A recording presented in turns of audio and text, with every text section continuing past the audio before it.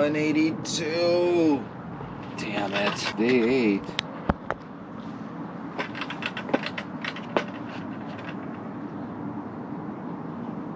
$186. Holy crap.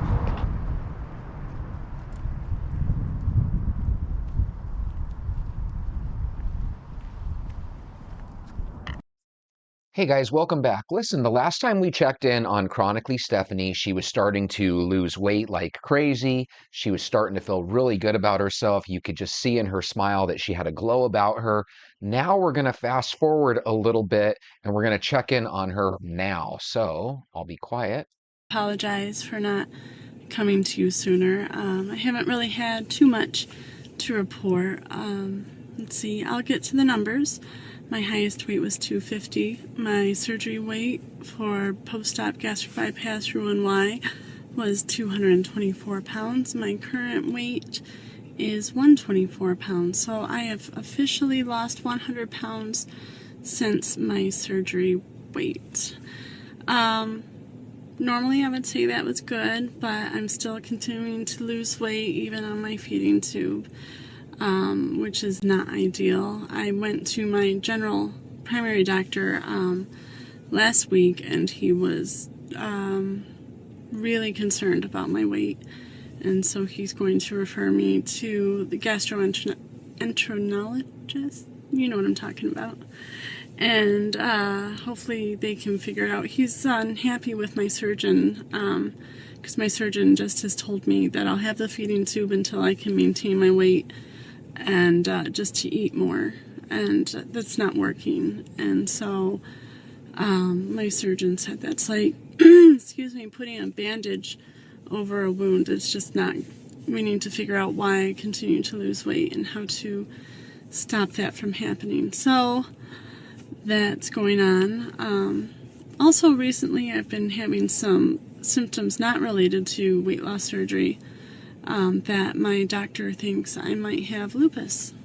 So add that to the list, I guess. Isn't that crazy that in one lifetime, and keep in mind she's in her mid-30s, so it's a very young lifetime at that, that she's experienced both ends of being too heavy and now too, thin. I find that amazing. As far as the lupus and stuff, it seems like some of us are just given more hurdles to go through in life. And it seems like Stephanie might be one of those human beings that just gets really a lot of hurdles and grief kind of thrown her way. That's why I always try to talk about when people cut you off in traffic. I used to get really mad at that, but now I kind of just let it be because I assume that that person's having a bad day or this, that, and the other. And could you imagine if somebody like Stephanie cut you off in traffic? Could you imagine trying to be angry with a person that's going through so much grief? So, as far as the feeding tube and stuff, let's fast forward because I have some news on that. Hey guys, it's Stephanie. This, I guess, is my year-end wrap-up. Tomorrow is New Year's Eve 2014.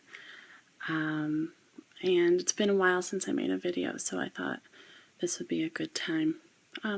Actually, it's a weird time because it's like 4 in the morning, but I woke up and couldn't sleep, so I started watching videos and looked back at some of my videos from the past year and thought, time to send a message to my friends out there. So I am recording from my daughter's room.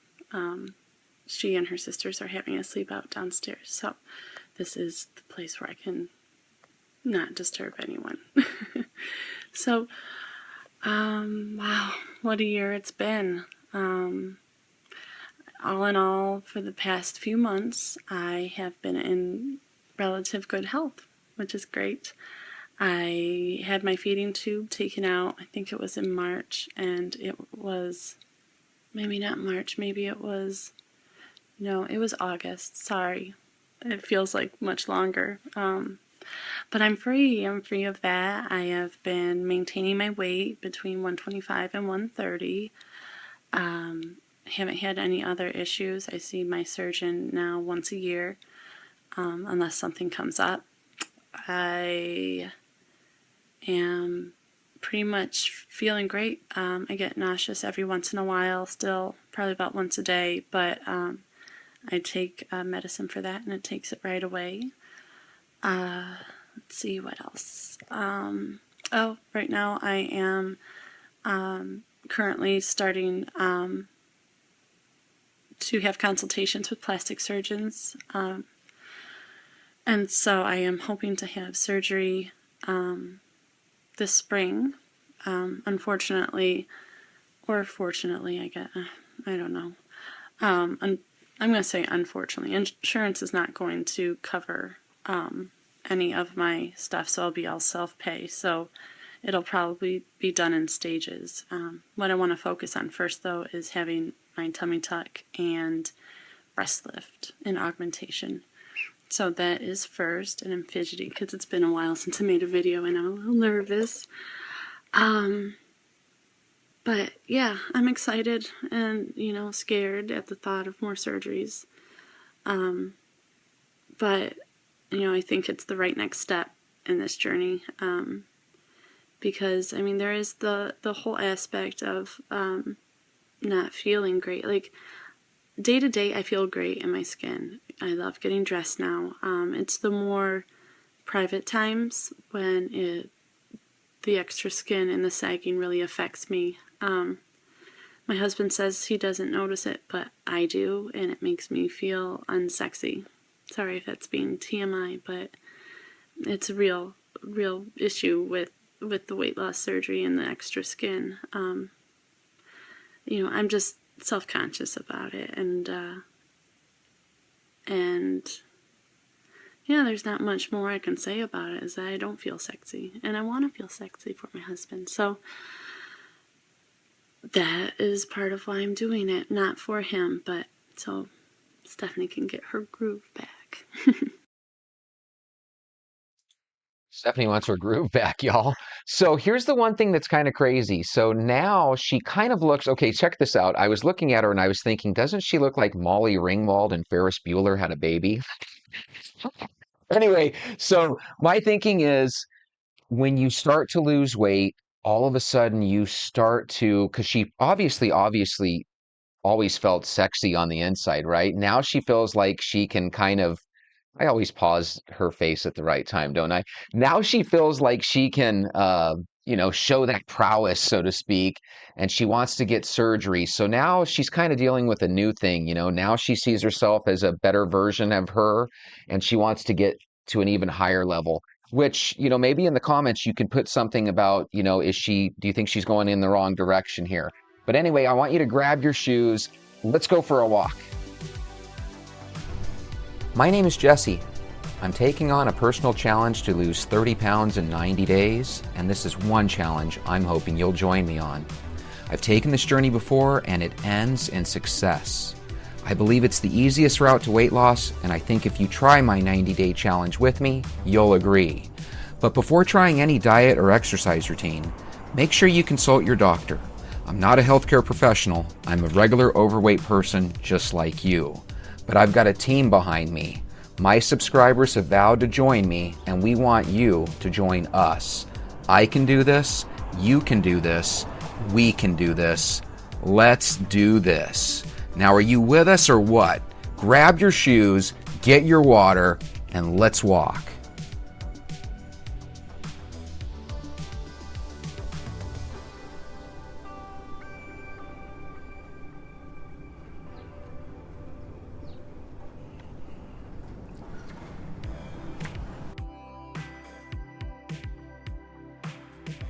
And hey guys, if you have a moment, go to Chronically Stephanie's channel and subscribe. She has great videos, she does a great job.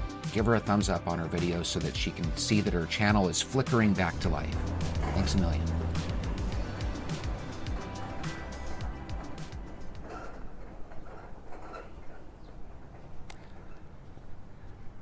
Hey, we're finishing up the week. How exciting!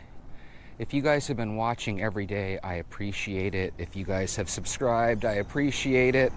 At the same time, for those that are watching that haven't subscribed, I thank you as well. It's just really nice to know that there's at least a couple of people that are watching my channel. And if any of you want to take on my 90-day channel with me, I think that'll be awesome as well. I wanted to talk with you about a couple of things today. First off, this morning I have completely gotten to the point, and it took a week, where I've pretty much gotten over my hunger pangs, and the reason that that happened is because of the oatmeal for the breakfast. If you can have plain oatmeal for breakfast, what you'll notice is that when you wake up in the morning, you might be hungry, and the oatmeal will help cure that hunger, pang, so to speak.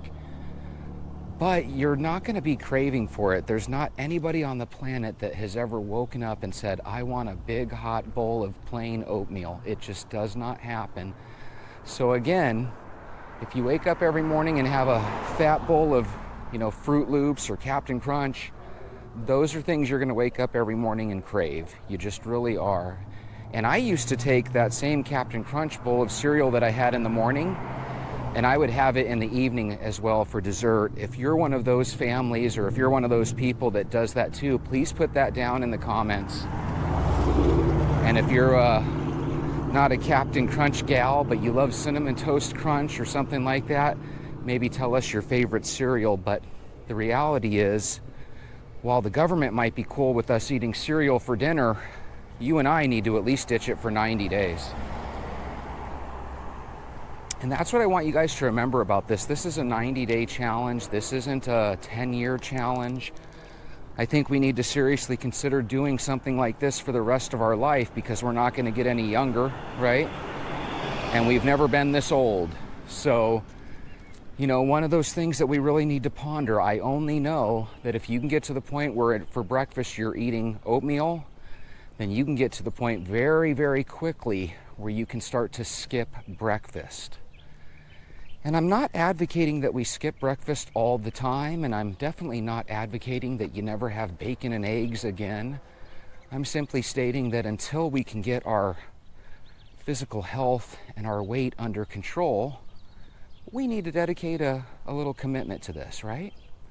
So that's what we're going to do. So again, if you can ditch the sugars and you're willing to try the plain oatmeal, please put it down in the comments. If you're not really an oatmeal person, but you're willing to try Cheerios without sugar, please put it in the comments. Same with cornflakes without sugar.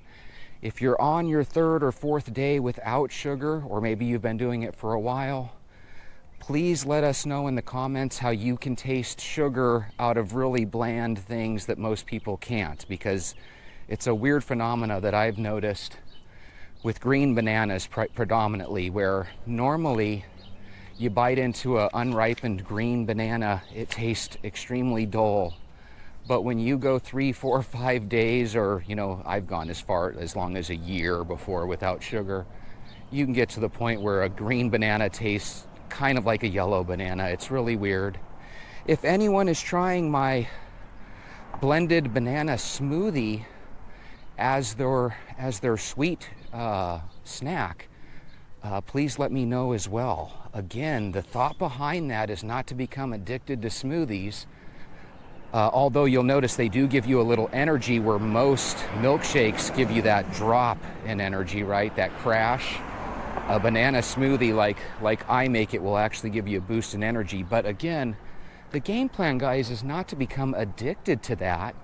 It's to become used to something that we can easily ditch, and it's no big deal. Believe it or not, 90% of us will enjoy the bananas for about 2 weeks. What happens after 2 weeks, you're going to start buying strawberries and raspberries and anything other than bananas, because you're going to be sick of bananas. What you don't realize, or you might not have ever realized in the past, it's called burnt out, right? If you eat pizza every day, even though you love pizza, there is going to come a point where you tell your spouse, you know what, John, I'm burnt out on pizza. Let's go get a steak or something else, right? So when you get tired of your banana smoothie, there's a good chance you'll just go without a snack that night. And that's when we have to bring up Kaizen again. Remember, we're baby stepping. We have to come up with a game plan. Anyway, okay. Another thing that I wanted to speak about, and I don't know if you guys heard this, but America has dropped out of the top 20 list of happiest countries. So apparently, in addition to you and I not being super happy with our weight situation, apparently a lot of our fellow Americans are just kind of fed up and bummed out and depressed about life in general, or at least not happy. So how would you describe yourself? You don't have to share this, but maybe think about this. Are you happy? When you're on a walk by yourself, are you arguing with yourself? I'm guessing you're not arguing with yourself. When you're around people, it's real easy to argue, right? If somebody's a Republican and somebody's a Democrat, real easy to argue.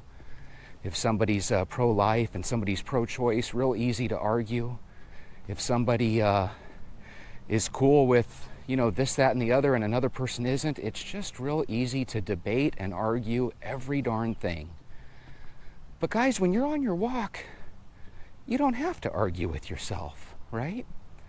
This is a time when you can just kind of enjoy not arguing. And if you're really deep down not happy, and you are deep down a little upset about your weight, then these walks are going to do a real good thing for your mental health and your mental well-being. Because I think it's a shame that we're not happy. Because when I grew up in the 80s, I was born in 76, but when you ask me when did you grow up, I still feel like I grew up in the 80s and 90s, right? I felt like people were happy. And it might be because the music was so good. I don't know anybody, literally, I don't know anybody that doesn't like 80s music. Now think about this. When I was growing up in the 1980s, that would be the equivalent of us liking music from the 40s. But none of us that grew up in the 80s would say, hey, my favorite music is from the 40s, right? At least I don't think. But people even growing up nowadays that were born on this side of the year 2000, they love 80s music. They literally love music that out-ages them, right? So I think that's kind of interesting. I think that's what I would do if I would change the world. I think I would have it where all public places would be pumped with really good elevator music, because that's kind of what 80s music is if you think about it. It's elevator music now, So how do you feel about us dropping out of the top 20? Does that surprise you? Do you see polls like this as ridiculous? Because if you live in a nice town and you love your house, then you probably are super happy, right? And if you just got married, or you just gave birth to a child, or you just graduated or got a promotion, you probably feel super happy. I had a little moment of happiness when I started seeing some of you guys leave comments. I forgot how nice it was to get a comment, That was really, really special to me. So I just want you to know that when you guys leave comments, my game plan is to answer them all. And if I ever get real huge, which, that would be a blessing, but no guarantee, just know I'll still try to find some way to answer comments. Maybe I'll have to make it one of my weekly or daily shows or something. So what do you guys think about this Chronically Stephanie? When I first found her, I noticed she had about 395, 96 subscribers, but she hadn't done videos in the last year or two.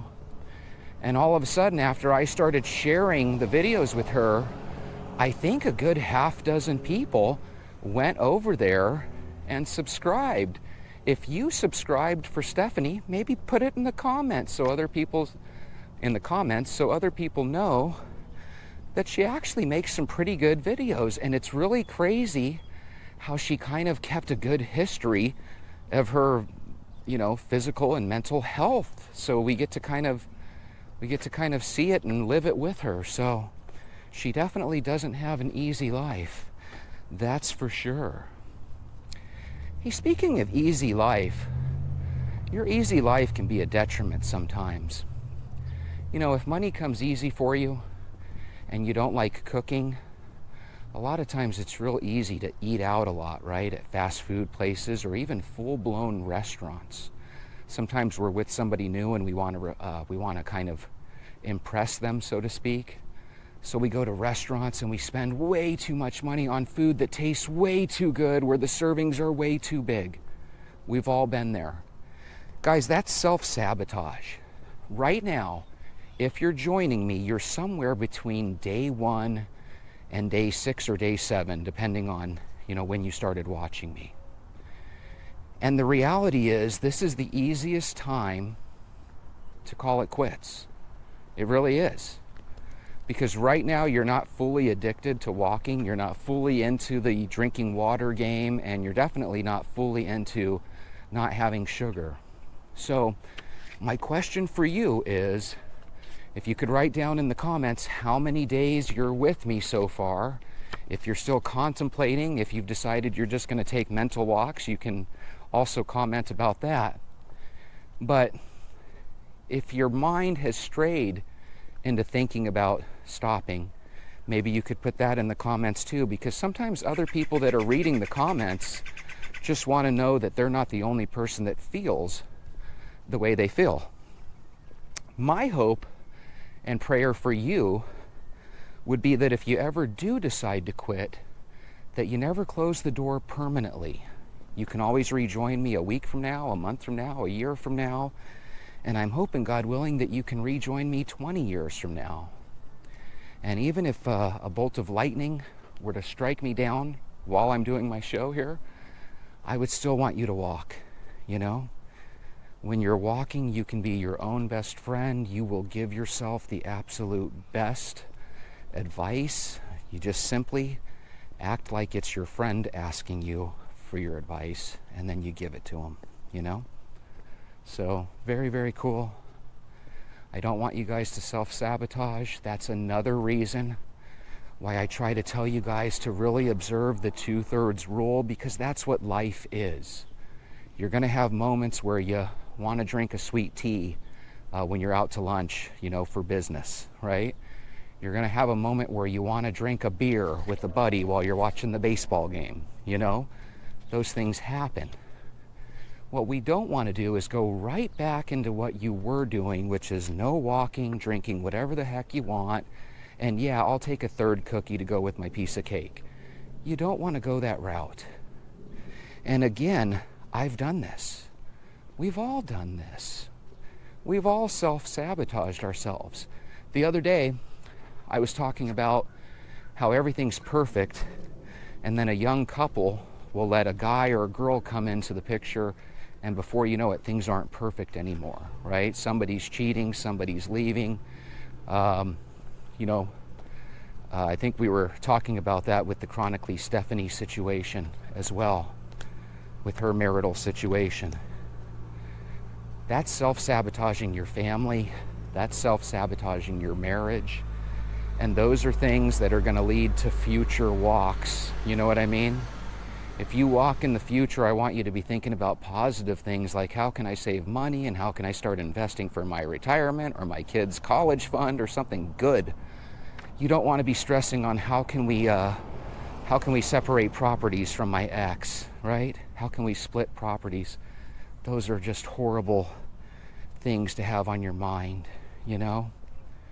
If you are the bad person in a relationship, and you guilty people know what I mean, if you're literally causing strife and about to sabotage your marriage or your family, please walk on it.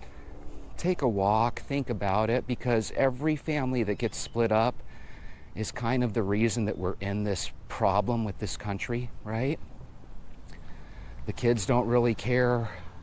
The parents don't really care. Everybody is staring into their phones nonstop. And don't get me wrong, I want you to stare into that phone, and I want you to hit that subscribe button right now. But the reality is what the reality is. You guys, including myself, we are experts at self-sabotage. We know the perfect things to self-sabotage. And although I'm going to give you guys credit for not self-sabotaging your relationships, I know that it's very easy to self-sabotage your diet and your exercise plan. Guys, there's a reason that some of you have subscribed to this video long term. It's because you believe the words that I'm telling you. I am, in a way, hypnotizing you by going over the rules constantly. The reality is you need to know that water walking and avoiding sugar are really the key elements to weight loss. They just are. The way we know this is if you look at somebody that's relatively skinny, and let's say in their 30s, because people in their 20s can still get away with eating some incredible junk. But if you take a look at a skinny man or woman in their 30s, just naturally skinny, a lot of times we look at that and we say, well, that's their genetics, and I'm sure there is something to that. But what if it's a different type of genetics? What if it's the fact that when they have a choice between a donut and an orange, what if they naturally take the orange and you just don't see that? You know, what scientific study really knows that? I know it because I've lived in families before where some of the relatives were chunky and some of them were slim, and it's amazing how many of the slim ones walk more than the ones that are chunky, how many of the slim ones drink water more compared to Diet Coke or soda or whatever the chunky ones drink, right?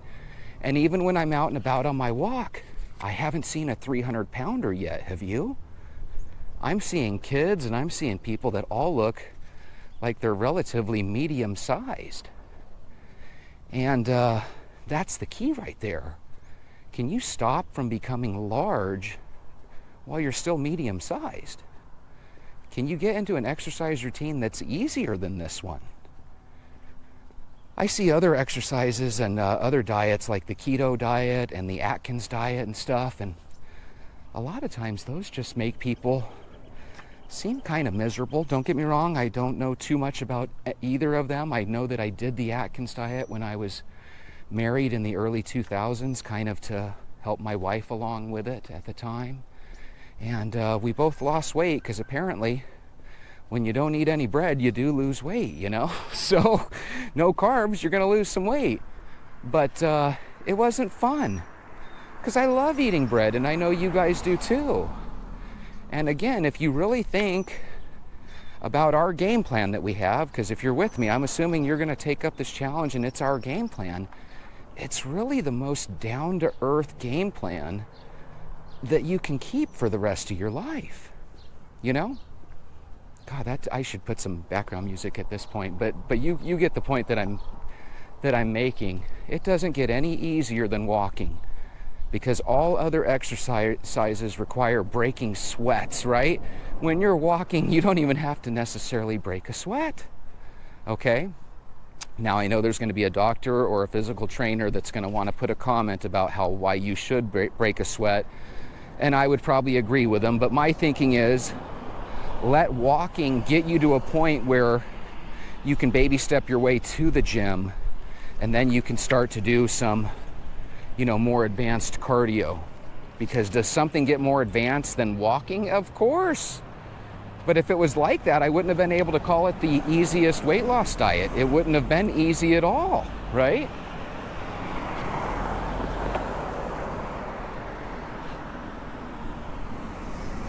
The toughest thing on this diet, if you think about it, is not shoveling a bottle of water into your yap, and it's not walking. Those are easy. The toughest thing is avoiding sugar, and that's why I really do recommend you go to the store and get some fruit. The reason I like the banana is because it blends in with the milk and it kind of mocks something that we would naturally consider dessert, which is the milkshake, okay? If you have an apple, I don't think there's anything wrong with the apple, but again, you don't want to eat the whole bag over the course of a day or two, you know, because each apple still has calories.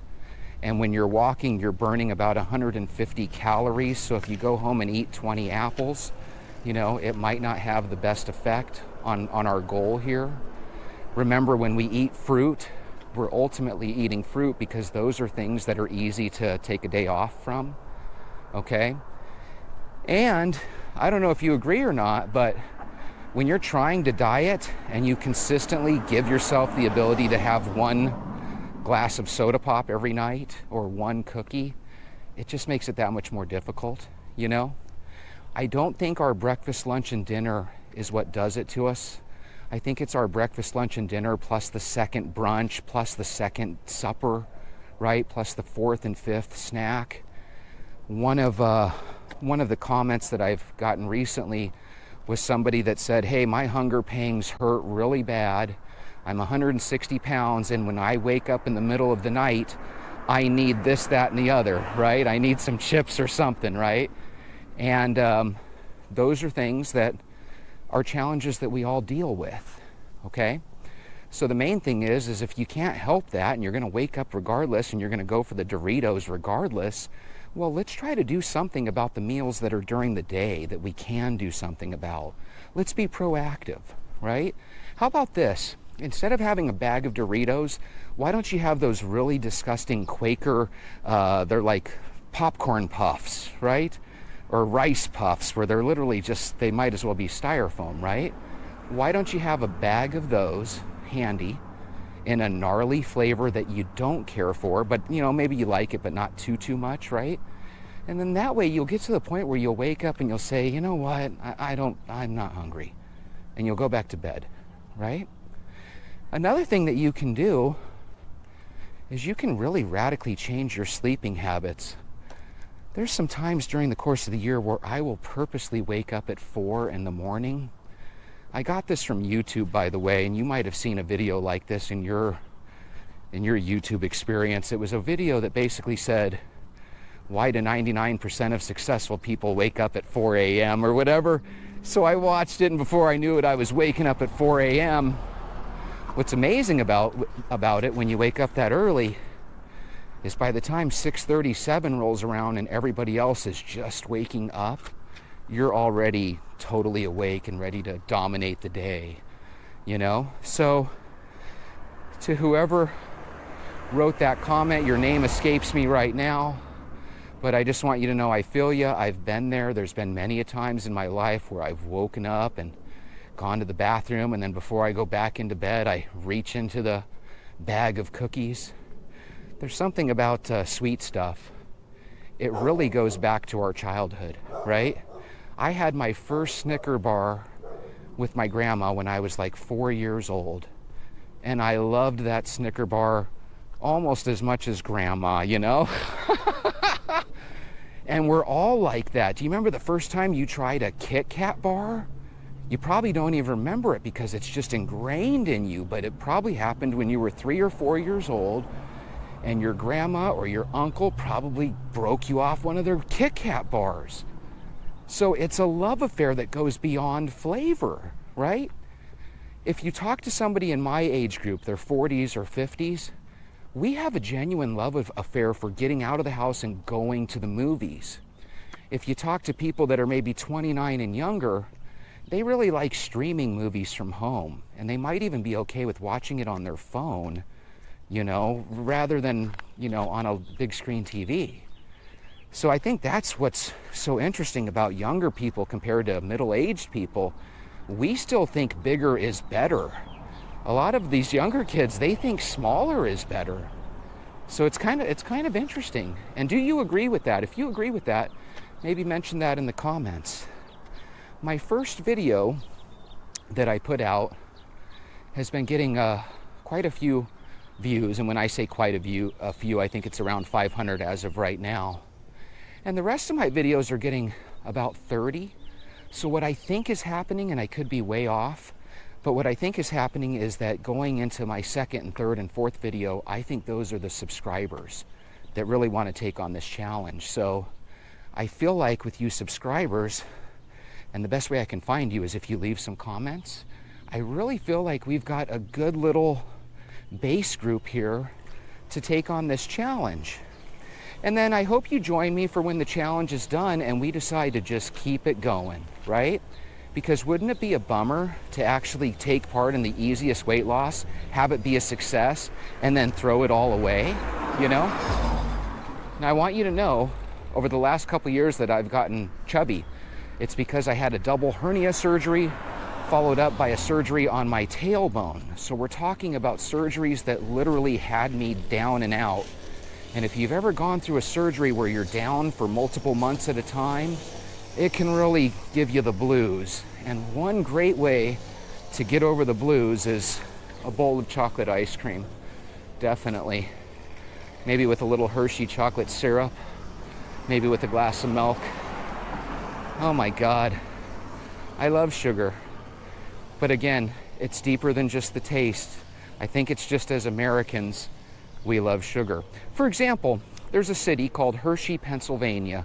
I've never been there, and odds are you've never been there either. But I hear when you drive through there, people can smell chocolate in the air. Now, doesn't that kind of sound magical, right?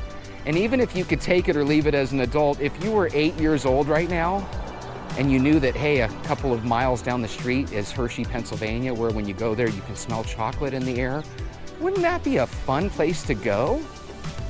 I'm gonna set it up where in the future, you can go to a place like there and even have a couple candy bars and it won't really hurt you.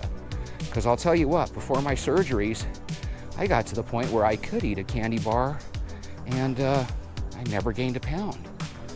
My waist size went from a 38 to a 32, and my 32 was even loose by the end of a walk. So we're talking, if your goal is to shrink your waist size and you could care less about your weight itself, I'm telling you, there's something really powerful about this game plan.